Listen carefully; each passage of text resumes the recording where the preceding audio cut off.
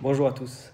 Aujourd'hui, une vidéo un peu hors série où j'aimerais vous donner mes 5 conseils pour apprendre le français. En esta video voy a hablar francés, voy a hablar despacito, pero voy a poner subtítulos obviamente. Entonces me gustaría darlos mis consejos para aprender francés. Me gustaría decir también que es fácil, que hay que escuchar una video de YouTube durante la noche y la mañana van a hablar francés. Pero obviamente las cosas no se pasan así. También quisiera decir algo sobre mis videos. No pongo tabla de conjugación o tabla de reglas gramáticas en mis videos. Solo yo hablo y pongo subtítulos. Para mí es mejor justamente de repetir lo que digo y copiar los subtítulos para aprender el francés con mis videos. Si pongo una tabla, como mis alumnos hacen eh, muchas veces, es que tienen la tabla en foto o no sé qué, y pues, tengo la tabla, entonces yo sé, yo conozco la regla. No es así. Mejor escribir, repetir lo que digo por la prononciación y poco a poco van a hablar français. Alors maintenant, je vais parler français. Ahorita voy a hablar francés. Premier conseil pour vous pour apprendre le français.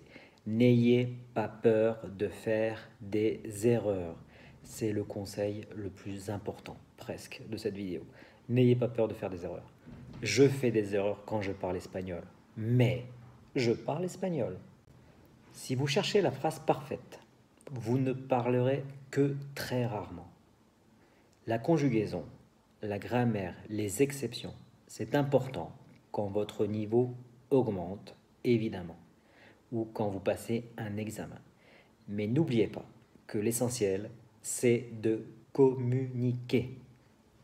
Deuxième conseil que je vais vous donner, parlez tous les jours français. Parlez tous les jours français. Alors, parlez tous les jours français. Comment? Répétez ce que vous savez déjà. Si vous savez exprimer vos goûts, dites vos goûts en français au moment du repas, par exemple. Alors ne parlez pas pendant 1 heure ou 2 heures, vous n'y arriverez pas. Mais tous les jours, au moins 5 à 10 minutes de français. C'est un peu comme les pianistes, les musiciens, ils font leur gamme, vous devez faire vos gammes en français. Troisième conseil, toujours cette idée d'écouter du français tous les jours, regardez des vidéos, des petites vidéos sous-titrées en français évidemment. Alors ça peut être une chanson, vous allez sur YouTube encore une fois et vous écoutez des chansons françaises avec les sous-titres. Si vous voulez commencer avec les sous-titres espagnols pour comprendre le sens, pas de problème, puis passer aux sous-titres français.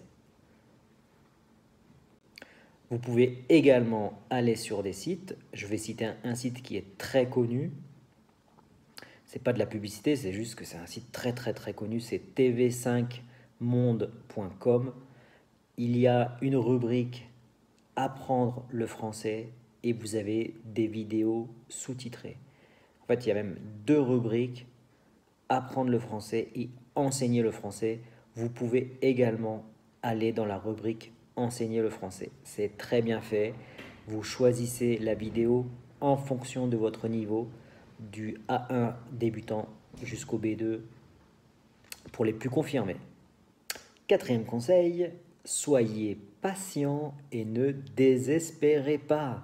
Le français est une langue assez difficile, bien plus difficile que l'espagnol, bien plus difficile que l'anglais, moins difficile que l'allemand ou d'autres langues avec un alphabet différent, mais c'est une langue difficile.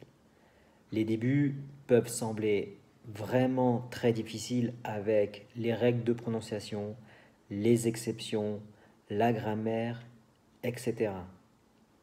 Cependant, vous progressez tous les jours. si vous parlez français 10 minutes par jour, si vous écoutez du français, si vous regardez des vidéos, vous allez progresser. L'essentiel, c'est que cela doit rester un plaisir. Si vous vous forcez à travailler votre français et que vous êtes déçu de vos progrès, vous allez abandonner. Cela doit rester un plaisir. Vous allez progresser à votre rythme. Donc, avec mes conseils, en regardant des vidéos, si jamais vous avez besoin de passer un examen et que la date limite est très proche, alors là, je vous conseille de prendre un professeur particulier. Cinquième et dernier conseil, mettez-vous dans le bain. Ça, c'est une belle expression française, se mettre dans le bain, c'est-à-dire se mettre dans l'ambiance. Si vous pouvez voyager, allez dans un pays francophone, la France, la Suisse, le Québec, la Belgique, peu importe. Essayez donc de parler évidemment avec les personnes du pays. N'ayez pas peur, ils ne vont pas vous manger. Au contraire, ils seront contents que vous essayiez de parler leur langue. Alors le voyage, évidemment, c'est pour les plus chanceux. Mais je suis sûr que dans votre ville, il y a des endroits où on parle français. Il y a un restaurant français, un bar français, une boulangerie française. Entre parenthèses, je vais faire bientôt une vidéo sur tout ce lexique des magasins et des endroits de la ville. Donc vous allez dans votre boulangerie française et vous faites des phrases en français les plus simples possibles. Les salutations, se présenter et essayer de demander quelque chose en français. Vous allez donc vous faire un réseau également avec les clients qui sont, on va dire, sensibles à la culture française. Et donc, très certainement, quelques clients doivent essayer d'apprendre le français. Voilà donc mes 5 conseils pour apprendre le français. Je n'ai rien inventé, c'est juste du bon sens. Mais il est parfois utile de rappeler le bon sens. Si vous voulez un petit conseil bonus, eh bien, en fait, regardez mes vidéos, abonnez-vous à ma chaîne, allez visiter ma page Facebook. Je vous remercie en tout cas de me suivre et je vous dis à très vite pour une prochaine vidéo. Au revoir.